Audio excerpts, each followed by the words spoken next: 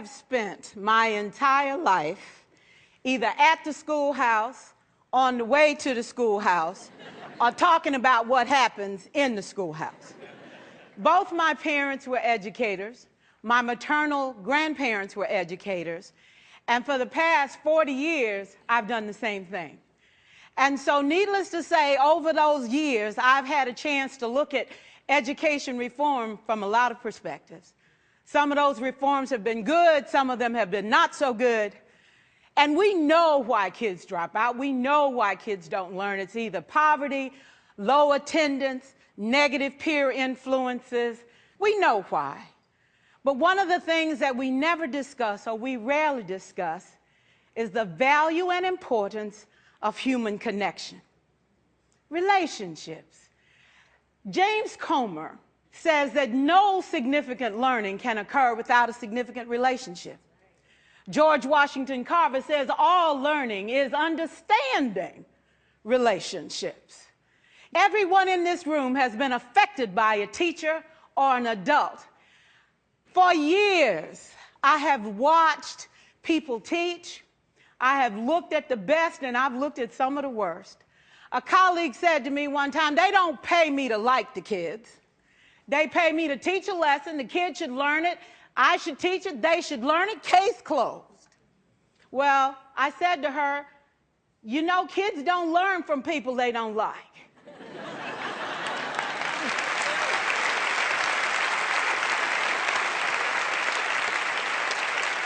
She said, that's just a bunch of hooey.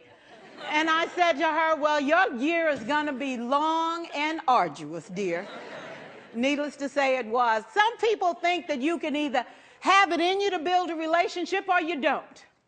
I think Stephen Covey had the right idea. He said you ought to just throw in a few simple things, like seeking first to understand as opposed to being understood.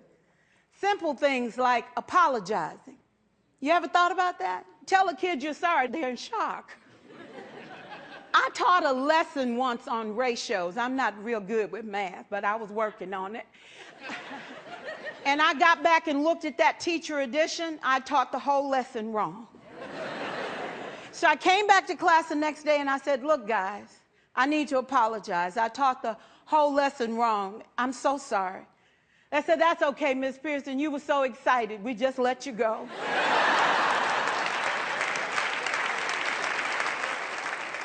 I have had classes that were so low, so academically deficient that I cried. I wondered, how am I going to take this group in 9 months from where they are to where they need to be? And it was difficult. It was awfully hard.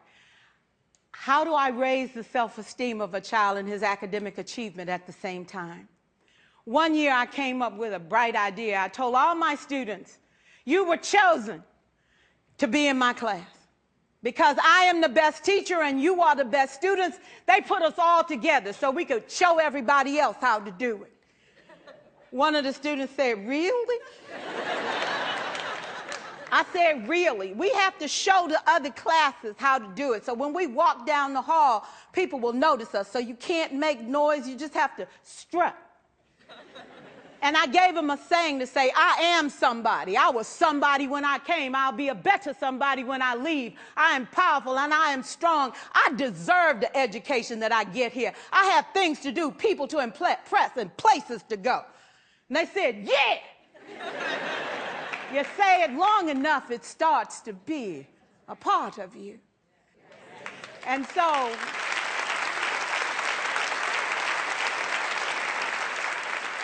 I gave a quiz, 20 questions. Student missed 18. I put a +2 on this paper and a big smiley face. He said, Miss Pierson, is this an F? I said, yes. He said, then why'd you put a smiley face? I said, because you on the roll. You got 2 right, you didn't miss them all. I said, and when we review this, won't you do better? He said, yes, ma'am, I can do better. You see, -18 sucks all the life out of you. +2 said, I ain't all bad.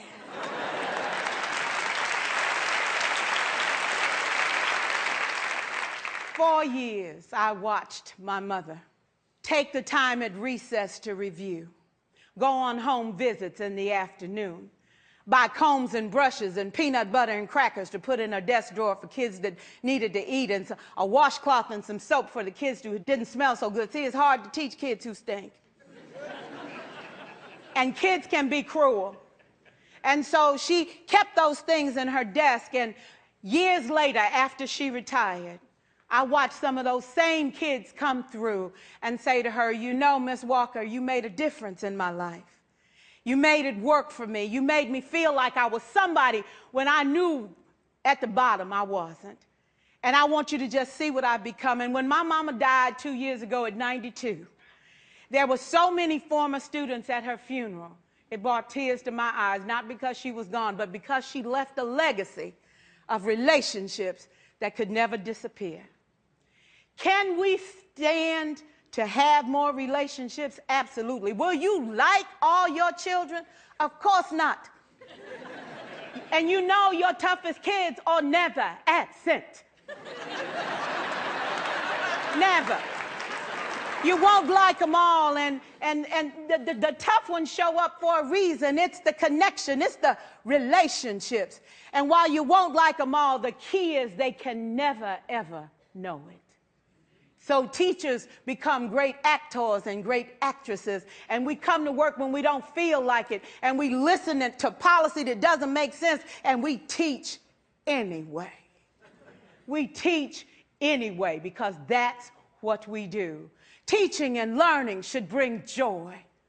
How powerful would our world be if we had kids who were not afraid to take risks, who were not afraid to think, and who had a champion? Every child deserves a champion, an adult who will never give up on them, who understands the power of connection and insists that they become the best that they can possibly be.